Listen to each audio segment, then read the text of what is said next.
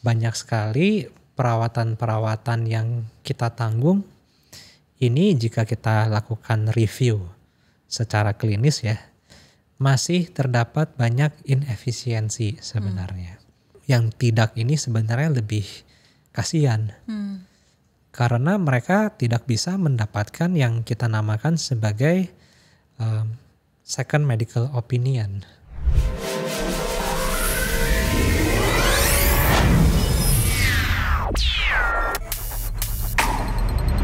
Kalau ada keluarga kita yang sakit atau justru kita sendiri yang sakit, kita kan pasti pengennya ya dapat perawatan yang paling oke, yang paling mantap supaya cepat sembuh.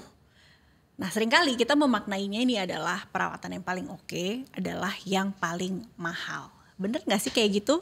Selamat datang di Uang Bicara, direkam langsung di Sequis Center bareng saya Prayandita, dan kali ini kita bisa ngobrol-ngobrol sama Head of Health Sequis, ada Mas Michel Nathaniel. Mas, belum bosen kan diajak ngobrol sama Uang Bicara? Belum. Halo kembali Mbak. Tembak langsung nih. Biasanya kan gitu ya, behavior orang ngerasa aku udah punya asuransi nih, terus aduh amit-amit ada kena penyakit kronis, say cancer misalnya, member keluarga kita atau kita sendiri pengen dong dapet treatment yang paling oke. Nah terus dimaknai yang paling mahal karena ngerasa ya udah asuransiku cover kok, nggak masalah. Ini tuh pendekatan ini tuh tepat atau enggak sih sebenarnya? Ya ini yang sering kita menilai ya, bahwa perilaku orang ketika sudah memiliki asuransi dibandingkan dengan orang yang tidak memiliki asuransi, ini tiba-tiba berubah jauh Mbak. Jadi mungkin ketika kita tidak memiliki asuransi kesehatan, mungkin kita secara finansial lebih terpikir lah ya, menjadi concern utama dalam pemilihan perawatan. Nah cuman ketika kita sudah memiliki pelindungan asuransi kesehatan, seringkali kita berpikir, oh pasti saya aman-aman saja nih sekarang. Padahal sebenarnya dari apa yang kita pelajari lah ya, banyak sekali perawatan-perawatan yang kita tanggung ini jika kita lakukan review secara klinis ya, masih terdapat banyak inefisiensi sebenarnya. Jadi inefisiensi yang saya maksud adalah pengobatannya itu kadang suka berlebihan, tes lab dan diagnostiknya juga berlebihan, yang sebenarnya ini juga memiliki dampak yang buruk bagi pasien. Jadi sesuatu yang berlebihan itu pasti tidak selalu bermakna baik sih Mbak. Oke. Ada contoh-contoh nggak yang sangat wow, surprise, bisa kayak gini, kasihan juga ya pasiennya gitu. Maksudnya kan kita dari POV pasiennya pengen cepat sembuh ya gitu. Ada nggak kasus-kasus yang pernah terekam gitu sama Mas dan tim? Ya tentu kita menemukan beberapa lah ya. Mungkin dari sisi penggunaan obat misalnya. Kita juga banyak, nggak banyak lah ya. Tapi dari studi yang kita sudah lakukan atas beberapa klaim, kita menemukan penggunaan dosis obat yang melebihi anjuran maksimal per hari misalnya. Ada pemberian anti nyeri yang melebihi misalnya dosis maksimalnya sampai 3 atau 4 kali lipat. Kedua juga ada pemberian antibiotik yang tidak sesuai dengan indikasi medis. Padahal kita tahu antibiotik sebenarnya sebaiknya tidak usah digunakan jika tidak diperlukan. Nah jadi sebenarnya praktek-praktek seperti ini tentu memiliki dampak kesehatan yang buruk bagi pasien. Ini sorry jadi interject juga gitu kan. Semua ekses, semua yang berlebihan ini berarti bisa juga datang dari oknum rumah sakit atau dokter. Mungkin tidak bisa saya katakan oknum lah ya Mbak. Cuman setiap dokter, setiap praktisi tentu memiliki style dan juga mungkin bisa dibilang alirannya sendiri lah ya. Apa yang dia percaya, dari apa yang dia belajar, tentu dia memiliki stylenya tersendiri. Nah jadi sebenarnya mungkin saya tidak katakan di sini oknum, melainkan kadang memang salah satu kelemahan lah ya, baik bagi pasien yang memiliki asuransi ataupun yang tidak. Dan bahkan menurut saya yang tidak ini sebenarnya lebih kasihan. Karena mereka tidak bisa mendapatkan yang kita namakan sebagai second medical opinion. Nggak bisa.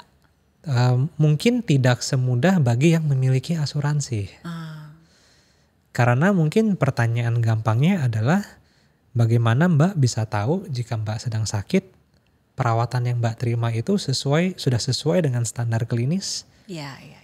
sesuai dengan kondisi Mbak, sesuai dengan profil resiko, usia, dan juga riwayat kesehatan. Ya. Ini tentu susah kita carikan pembandingnya sebenarnya. Nah ini yang saya rasa disinilah andil perusahaan asuransi zaman now Mbak. Oke.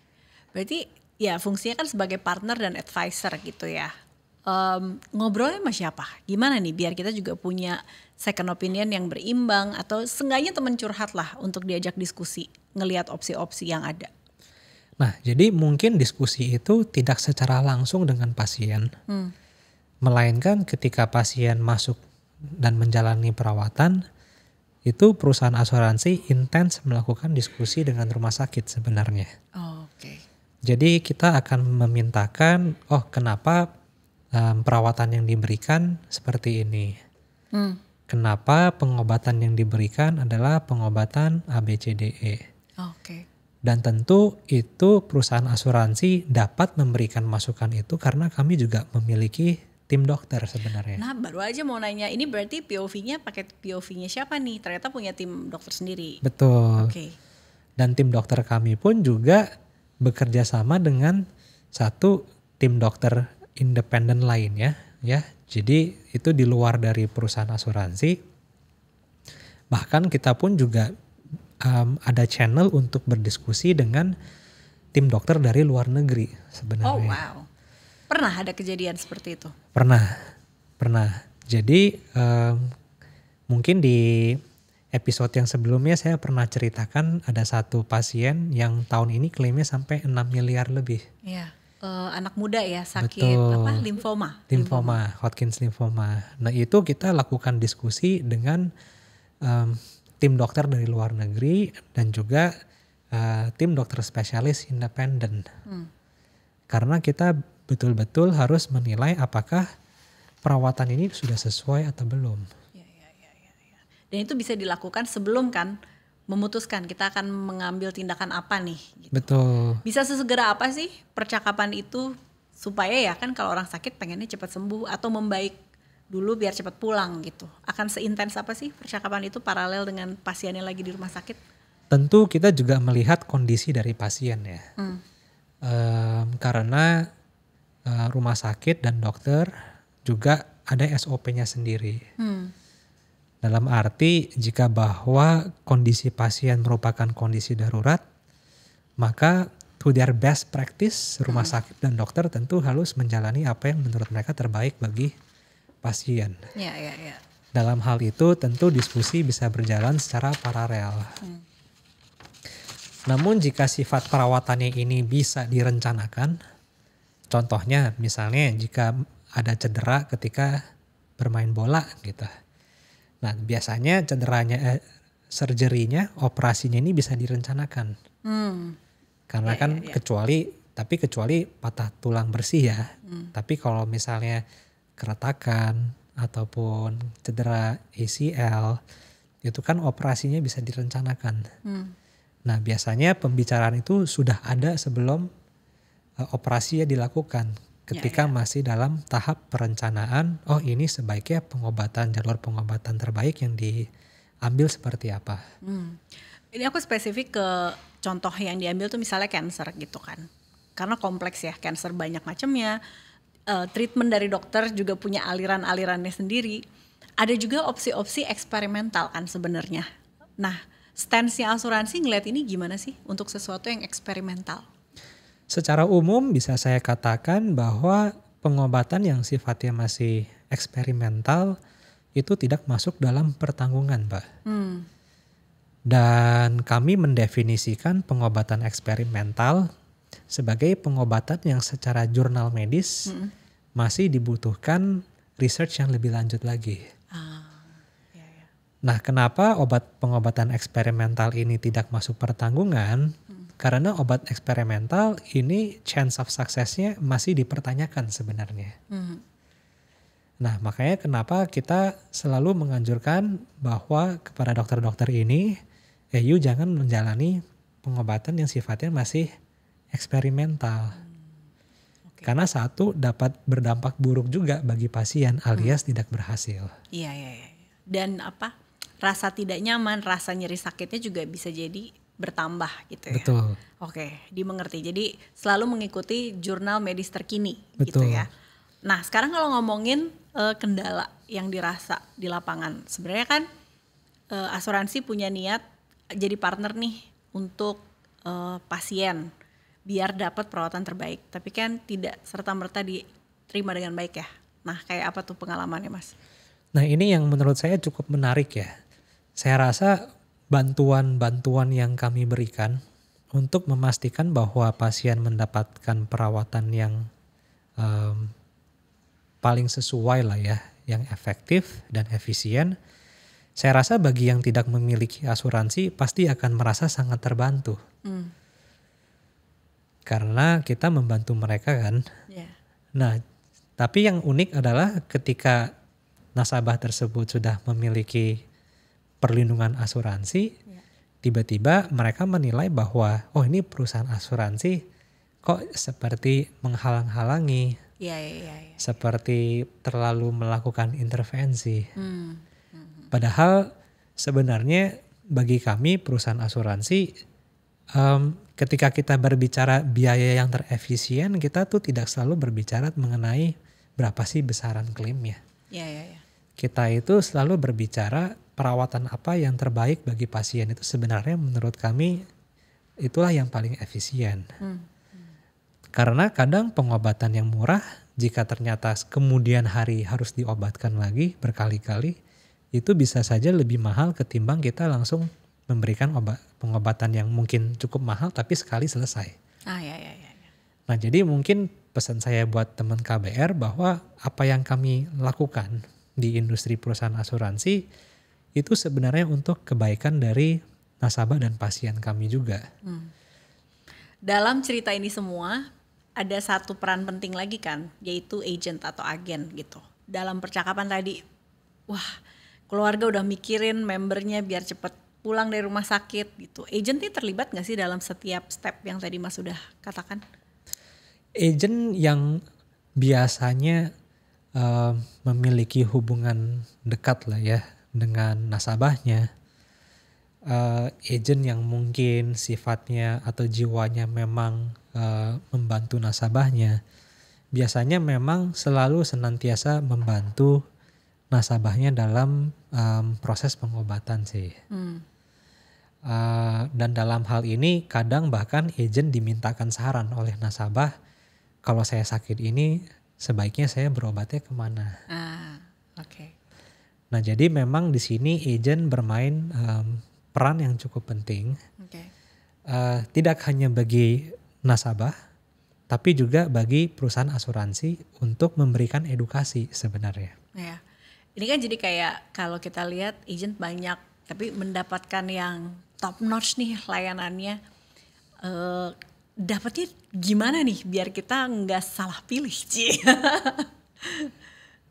Saya rasa dari gaya atau cara pendekatan sebelum menjadi nasabah ya, itu pasti bisa sangat terlihat. Maksud saya dalam memberi produk asuransi kesehatan pun sebenarnya secara tipe produk kan ada banyak macam, Mbak. Ada yang dikaitkan dengan unit link, ada juga yang bisa dibeli secara sendiri. Masing-masing memiliki fungsi dan tujuannya tersendiri sih. Nah, di sini kita bisa melihat apakah agent betul-betul mendengarkan profil dari si calon nasabah tersebut. Dari sisi ekonomi, kemudian dari sisi background keluarga, riwayat kesehatan. Di situ seharusnya agent sifatnya tidak memaksa. Karena keputusan ada di tangan nasabah gitu. Betul. Oke. Dan kemudian kita pun sebenarnya sebaiknya juga mencari perbandingan, Mbak. Gitu. Untuk agent nih ya. Jadi Betul. agent aja butuh perbandingan. Betul, karena dari situ pasti kita bisa menilai agent mana yang sebenarnya benar-benar ingin membantu atau agent yang hanya ingin sekedar menjual. Ya, oke. Ya, pakai PDKT juga ini ya, gitu. Ini terserah boleh dielaborasi atau enggak, tapi ada nggak sih sistem, karena kan agent biasanya juga punya simpul-simpul ya, gitu. Atau agensi yang lebih besar menaungi banyak agent. Mereka kayak punya, katakanlah 5 star, 4 star gitu untuk kinerja yang mereka lakukan gitu. Ada nggak sih kontrol seperti itu? Kalau kita bicara kontrol tentu dari perusahaan asuransi ada. Mungkin kalau kita bicara spesifik kontrol dari bisnis asuransi kesehatan, kita pun bisa menilai lah ya.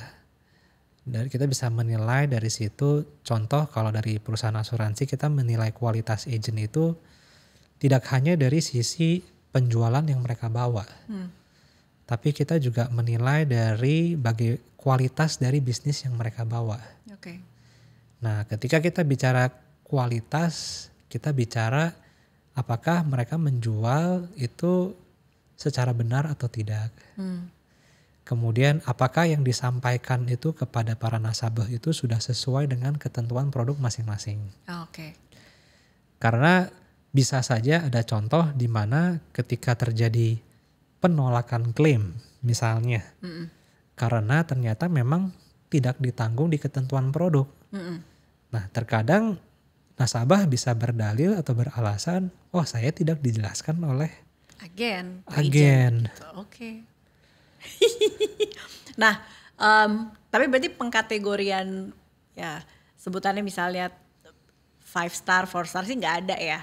Tapi seenggaknya dari internal perusahaan sudah melakukan control gitu untuk service excellence. Benar nggak? Oke.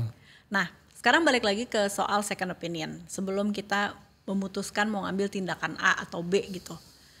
Ini masih ditanggung ya, walaupun kita misalnya berobat atau konsultasi dulu deh, belum berobat ya, belum mengkonsumsi sesuatu, belum ada tindakan dari dokter A, pindah dokter B, pindah dokter C, itu masih oke, semua aman?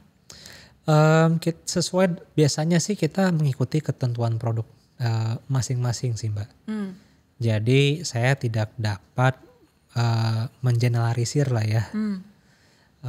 Ada yang tidak, ada yang enggak. Ada juga yang menawarkan ini sebenarnya sebagai jasa tambahan. Jadi mungkin hitungannya value added service nih. Oke. Bukan merupakan manfaat utama asuransi. Oke. Ya. Nah, jadi mungkin ini bisa menjadi salah satu poin pertanyaan bagi yang tertarik untuk membeli produk asuransi kesehatan. Itu dia. Ya kan? Apakah produk asuransi kesehatannya ada menawarkan jasa seperti ini misalnya. Nah, ini juga selalu menjadi pertanyaan. Kalau perlu nggak sih asuransi? Kayaknya kan kita semua sudah mulai paham ya di kota-kota besar, belilah asuransi ketika usia produktif, masih muda, tidak terdeteksi penyakit bawaan. Tapi ada lagi nggak sih hal-hal yang perlu dicermati nih buat kita yang mau beli asuransi? Hal-hal yang perlu kita cermati ya. Mungkin hal-hal yang kita harus cermati itu adalah satu, kita juga harus bisa menilai track record dari perusahaannya. Kenapa saya bilang seperti ini? Maksud saya adalah janganlah kita membeli suatu produk asuransi kesehatan dari suatu tempat karena dia paling murah, misalnya. Karena kalau kita bicara paling murah, 5 tahun yang lalu produk yang paling murah mungkin hari ini juga sudah bukan paling murah lagi. Karena harus kita perhatikan bahwa untuk produk asuransi kesehatan itu setiap tahun bisa dikenakan kenaikan premi, Mbak. Ya. Nah, jadi kita perlu secara teliti bertanya kenapa produk ini bisa lebih murah daripada produk lainnya ya. Sebenarnya konsep yang sama pun pasti saya yakin kita gunakan semua dalam membeli barang kan Mbak. Iya, bandingin dulu. Ada harga, ada kualitas. Iya, cek dulu dan track record gitu. Betul. Apalagi kalau produk asuransi kesehatan itu harus sangat diwaspadai. Takutnya kita membeli 5 tahun yang lalu paling murah, kemudian sakit berat, kanker, serangan jantung, dan alias kita sudah tidak bisa berpindah ke tempat lainnya lagi. Nah, jangan sampai ketika itu sudah terjadi, baru kita sadar, oh ternyata isi polis saya ada klausal-klausal yang mungkin membuat saya tidak nyaman misalnya. Pentingnya membaca sebelum membeli. Tapi bersama dengan ini juga seringkali ada yang pengen pindah agent. Ini memungkinkan gak sih sambil jalan? Kalau berpindah agent di satu perusahaan asuransi bisa. Oke. Itu sangat bisa. Kalaupun berpindah agent dari satu perusahaan asuransi ke perusahaan asuransi lain pun juga bisa. Cuman yang saya sarankan tadi tetap harus diperhatikan sih Mbak. Bahwa jangan menggunakan alasan harga sebagai alasan utama untuk berpindah. Harga bukan satu-satunya gitu ya. Pastikan kualitasnya juga gitu. Betul. Oke Mas, terima kasih banyak. Udah boleh banyak nanya nih. Kita belajar hal-hal yang gak cuman soal angka ya dari asuransi, dan sekarang penting kita cek kualitas dan juga track record. Mas Michelle, terima kasih banyak. Saya Purandita pamit. Kita ketemu lagi di Uang Bicara episode berikutnya. Bye for now.